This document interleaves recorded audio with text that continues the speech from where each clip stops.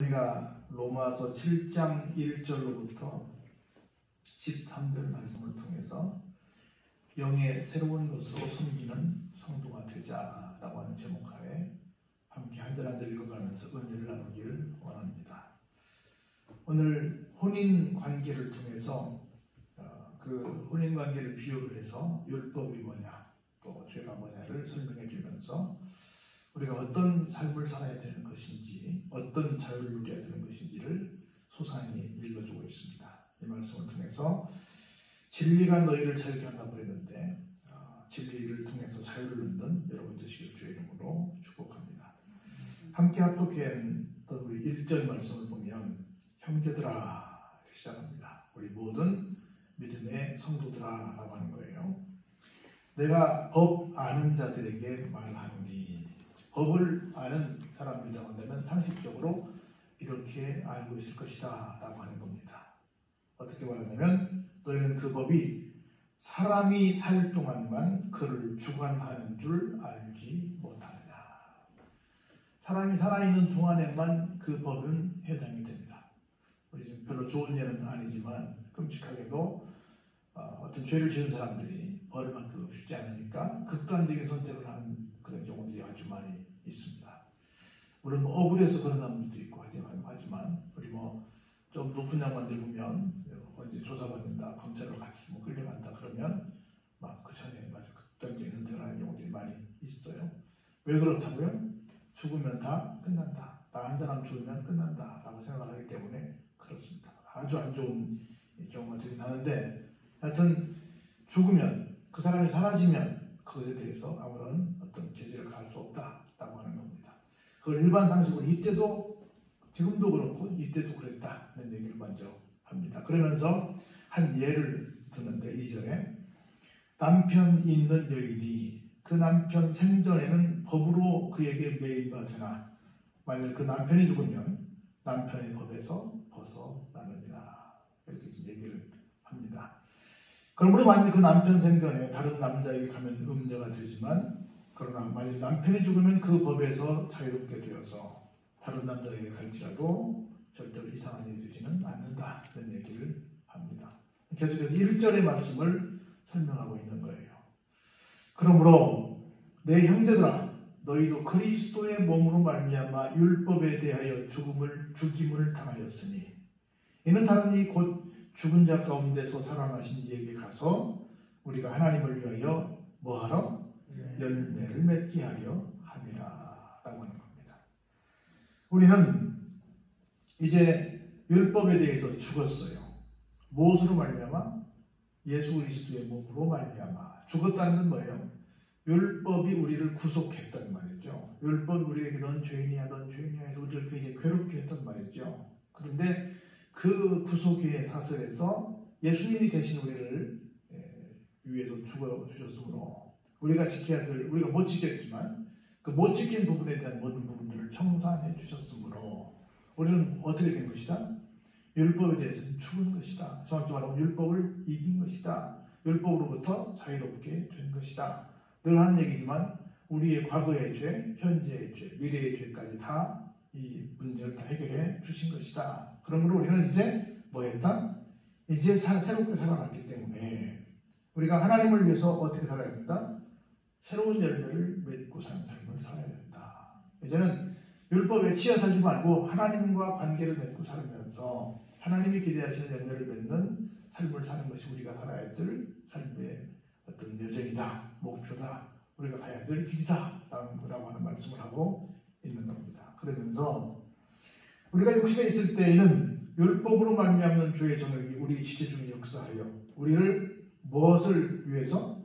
사망을 위해서 열매를 맺게 했다라고 말합니다. 육신에 있을 때는 계속해서 우리는 우리가 하는 모든 일들은 다 열매를 맺게 됩니다. 그런데 어디에 이르는? 사망에 이르는 열매를 맺게 됐는데 이제는 우리가 얽매였던 것에 대하여 어떻게 됐어요? 죽었어요. 다시 말해서 어디에서 벗어났어요? 율법에서 벗어났어요. 이제 법 태를 벌었기 때문에 누가 나를 어떻게 다시 잡아갈 수가 없어요. 끝났습니다. 이러므로 우리가 영의 새로운 것으로 섬길 것이요 율법 조문에 묵은 것으로 섬기는 것이 아니다라고 말합니다. 한번 다시 해볼까요? 영의 새로운 것. 영의 새로운, 우리는 새로운 영을 받았어요. 하나님의 영을 받았습니다. 다시 말해 성령을 받았지요. 그래서 우리는 새로운 영을 갖고 살아가는 새 생명이 됐습니다. 새 생명이 된 이 상태에서 우리가 살아가면 저절로 뭐요? 열매를 맺죠. 우리 이런 찬송하잖아요. 예수님은 생명의 참 포도나무라고 그러고 우리는 그 포도원에 붙은 우리는 가지라고 그러잖아요. 그리고 그 포도원 농장 주는 누구라고 그래요? 하나님이라고 그러잖아요. 그래서 아낌없이 다 우리에게 주는데 우리가 어디에만 있으면 원줄기에만 붙어있는 뭐가 되면 가지가 되면 된다는 거예요. 그래서 우리가 얽매였던 율법에서 벗어나는 것이 너무나 중요하다라고 하는 겁니다. 그래서 우리는 계속해서 그 율법에 계속 얽매여 있는 삶을 살 때가 많이 있어요. 자 보세요. 실제로 그런 즉 우리가 무슨 말을 하리요? 율법이 죄냐? 그럴 수 없느니라. 뭐라고 말해요? 율법으로 말미암지 않고는 그렇다면 율법은 나쁜 거냐? 이 말이야. 율법은 나쁜 것이 아니라는 거예요. 율법은 절대 나쁜 것이 아닙니다. 왜냐하면 율법이 없으면 내가 뭘 알지 못해요? 죄를 알지 못하죠. 죄를 알지 못하면 다시 말해 율법에서 탐내지 말라 하지 아니하였더라면 내가 탐내는 것이 이게 죄인지 아닌지를 몰랐었다는 거지요. 그래서 여러 가지 많은 것들 이것은 해야 될 일, 이것은 하지 말아야 될 일, 이것을 많이 느껴졌는데 그 모든 것들을 누가 다 알게 해줬어요? 율법이 알게 해줬어요. 그래서 제가 몇 번 얘기했잖아요. 율법의 기능은 첫 번째, 이게 죄다, 저게 죄가 안 된다라고 하는 것을 깨우쳤다.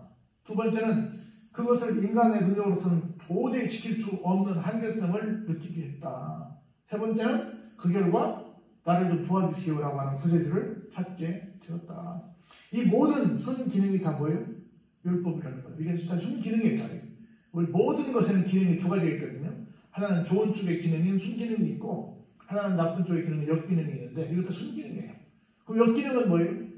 거기에 계속 매여가지고 내가 죄책감에 사로잡고 사는 거죠.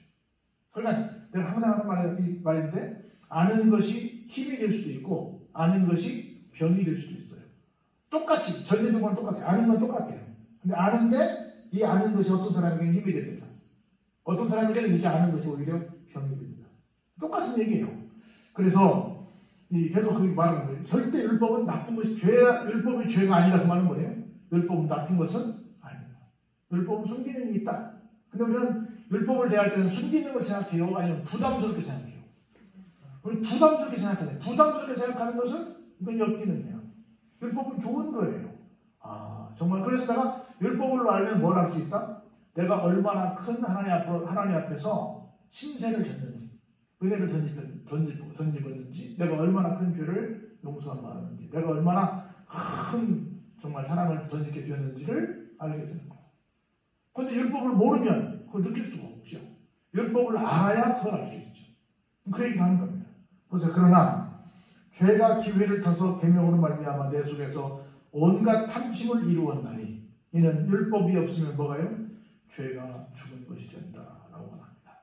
그래서 보세요. 전에 율법을 깨닫지 못했을 때는 내가 살았더니 계명이 이름에 죄는 살아나고 나는 죽었도다라고 하는 거예요.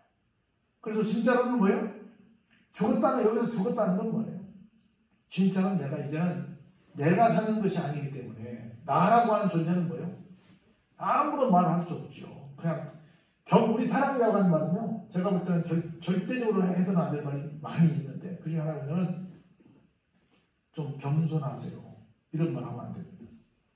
우리는 겸손이라는 건 뭐예요? 우리는 겸손이라는 말 쓸 수 없어요. 겸손이라고 하는 건 내가 어느 정도 뭘 할 수 있어야 돼. 할 수 있는 어떤 힘이 있거나 뭐 가진 것이 있거나 뭐 있는데, 그걸 내가 좀 숨기고 좀 이렇게 자중하고 있는 거예요. 이걸 겸손이라고 해요. 근데 막말로 말해서 여러분들은 모르겠지만 저 같은 경우는 내가 뭘 가진 게 있어요. 제가 뭘 잘난 척할 게 있어요. 내가 무엇을 하나님 앞에서 내놓을 게 뭐가 있어요. 죄의 이 율법의 잣대를 보면 있어요 없어요? 없지요. 뭘 겸손해? 겸손하고 말 것이 없다는 거지. 나는 좀 그게 웃긴다는 거예요. 그럼에도 불구하고 사람들은 자기를 모르니까 자꾸 교만으로 가는 거예요. 왜 교만으로 가요? 이 율법이 뭔지를 모르니까. 내가 얼마나 큰 죄인인지를 모르니까. 내가 얼마나 큰 죄에서 용서받은지를 모르니까 자꾸 어디로 가요? 교만으로 가는 거예요. 교만으로 가는 겁니다. 근데 이걸 알면 교만은 절대 못하죠. 그러면 절대 그냥 겸손하라고 말 안 해도 그냥 겸손하죠. 내가 스스로 겸손할 게 뭐 있어요? 내가 내세울 게 뭐 있어요? 아무것도 없지. 사람들은 정말 웃기는 겁니다. 하나님 앞에서는 다 아무것도 아니에요.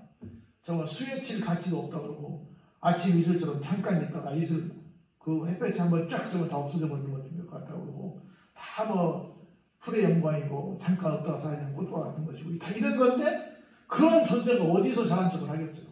겸손하게 할 게 뭐 있어요? 저 아주 엄청난 코미디지. 없다는 거죠. 그 죄가 죽은 거예요. 율법이 없으면 죄가 죽은 겁니다. 그리고 내가 이제 계명에 이르게 되기 때문에 나는 죄는 죽고, 죄는 살아나고 나는 어때요? 죽어요. 생명에 이르게 할 그 계명이 내게 대하여 도리어 사망에 이르게 하는 것이 되었도다. 우리는 그냥 그래서 사도 바울은 그렇게 말해요. 나는 내일 죽는다. 할 수 없어요. 우리 실존입니다.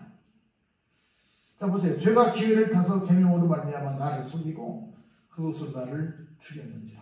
이러보건대 율법은 거룩하고 계명도 거룩하고 의로우며 선하도다. 다 선해요. 어떻게 이것을 자꾸 이제 말이라는 건 우리에게 죄책감을 주고 우리를 자꾸 죽이려고 하는 건데 사실은 다 하나님이 만드신 건데 이게 악할 리가 없죠. 사람들이 악하게 쓰는 거지.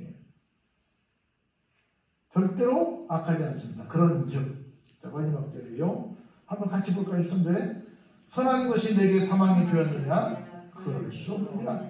오직 죄가 죄로 드러나기 위하여 선한 그것으로 말미암아 나를 죽게 만들었으니 이는 계명으로 말미암아 죄로 심히 괴되게 하려 하며.